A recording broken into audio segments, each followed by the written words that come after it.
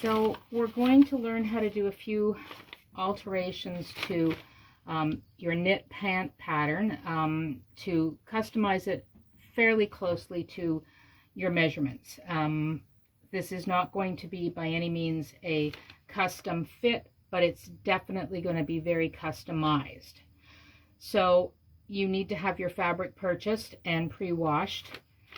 On the back of your fabric or your pattern envelope, it will give you a stretch guide. So you take 4 inches of your fabric on the crosswise grain, or the grain that you're going to be cutting so that it goes around you. It has to stretch at least to the indicated mark here, which for this pattern is it's going to stretch 35% of its size. So it's not a great amount, but it's definitely got some stretch to it.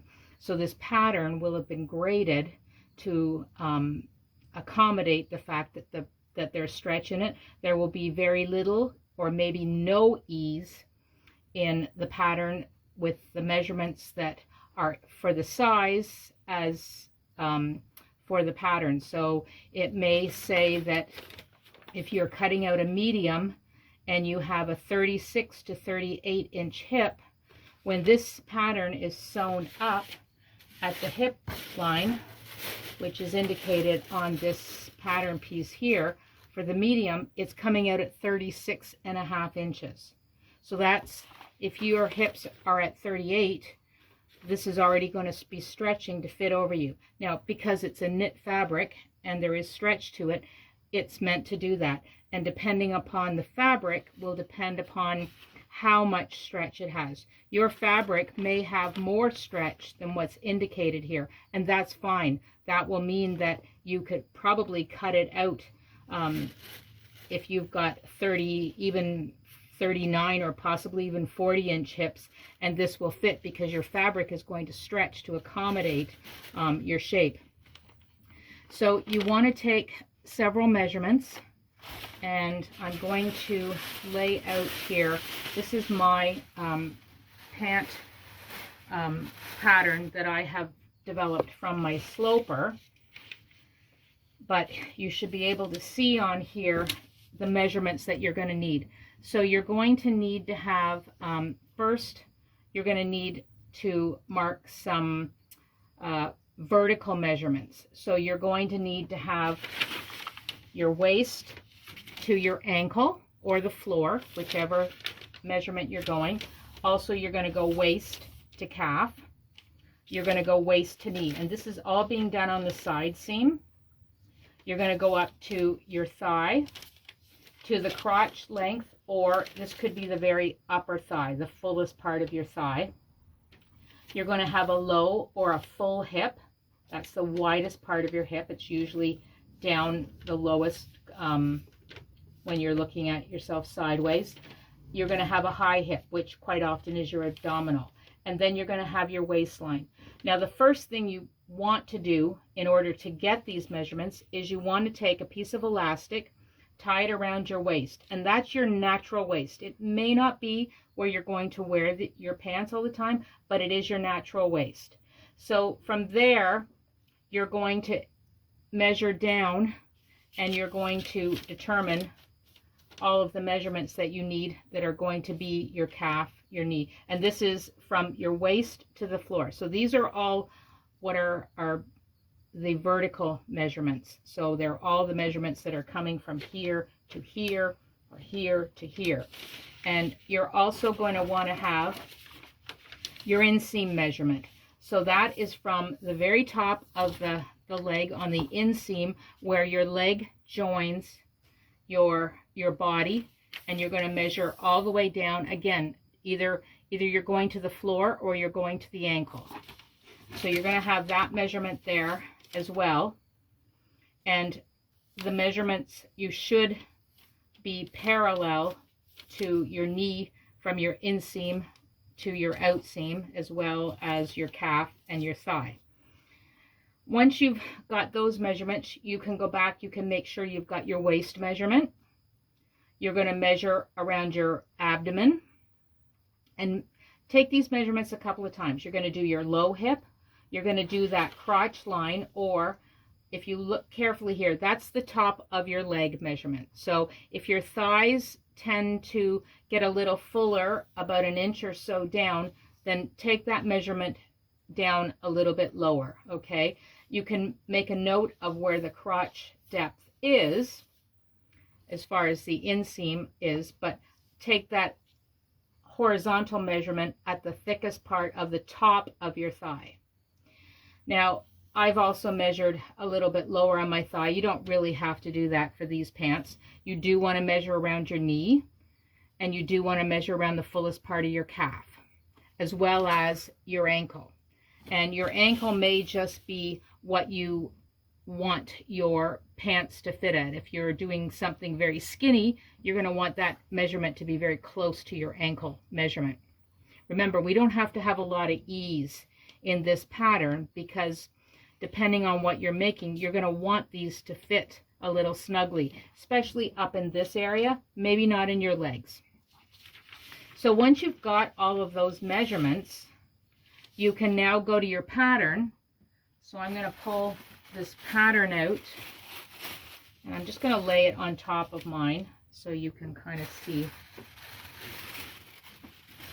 the comparison. So you can now take and you can transfer the length measurement. So that's how far it is from the waist down, and maybe your pants need to be a little bit shorter in the leg, so you can fold your pattern up where you need to, make it a little bit shorter, get the leg length, take it from the inseam to the ankle, as well as if you can't figure out where the waist is, some pants, if it's a pattern, may be cut to fit below the waist, or maybe there's a waistband going on here that's going to have the waist up here. So in that case, your inseam measurement is probably going to give you the best indication of how long your pants want to be. Now, if you're using your commercial pattern, you're going to want to leave whatever you want for a seam, like a hem allowance on the bottom there. So make sure that you take that into account. So you're going to take all these measurements, or apply all these measurements to your leg to get the length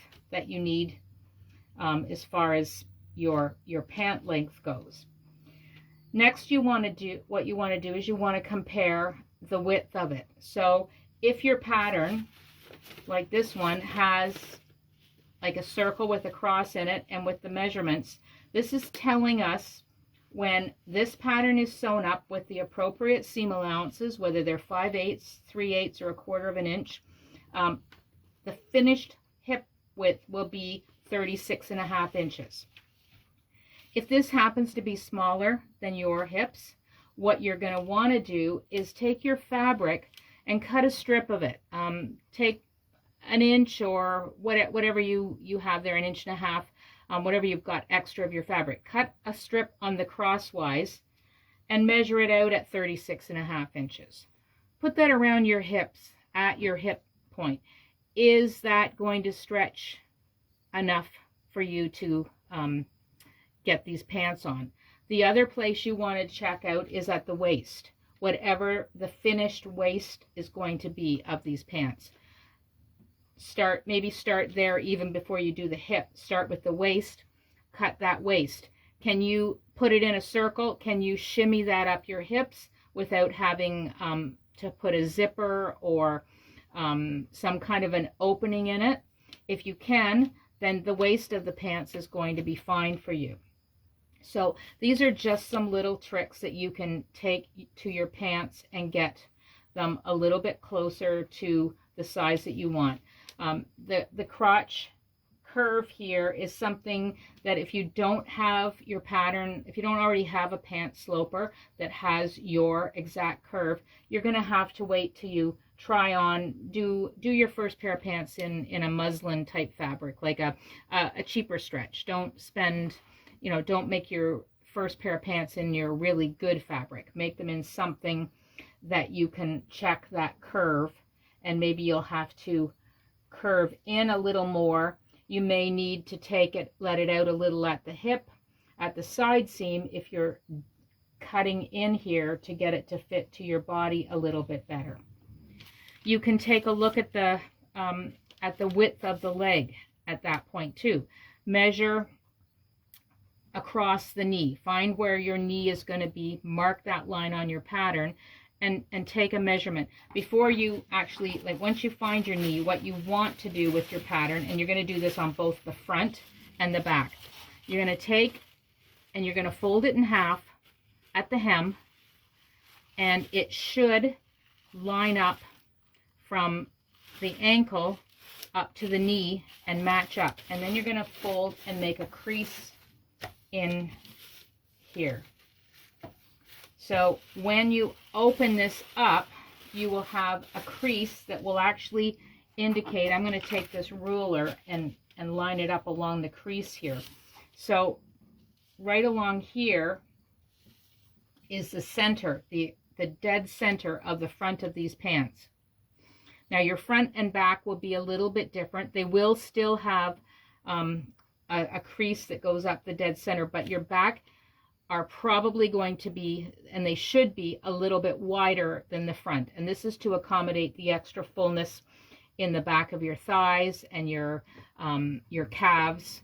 So your pant back is generally always a little bit wider than your pant front by at least an inch, sometimes more. So you can see by my ruler here that the grain line that they have marked is not dead center. My dead center line is about 1/4 of an inch over. So don't always go by this being the center of your pant. Make sure you draw your own grain line. It still should run parallel to the grain, but it may not be, they may not have actually drawn it on the grain.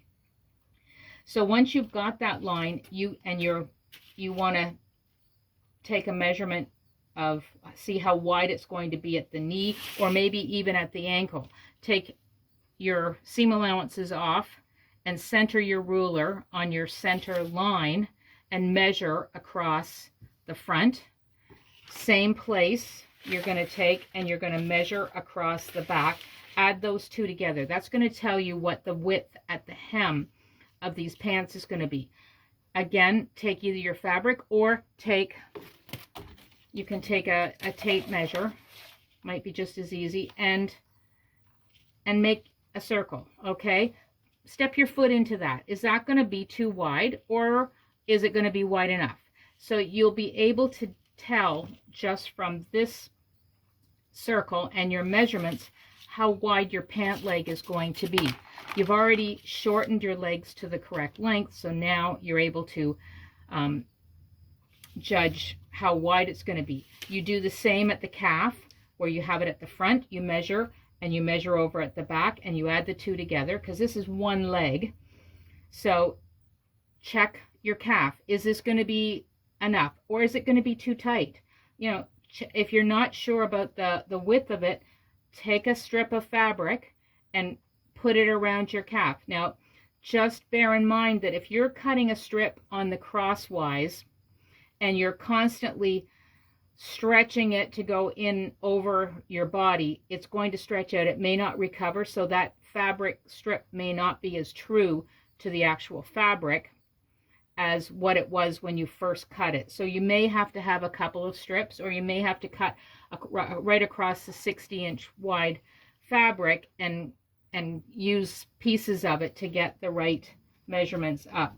So you should be able to tell the width of your pants.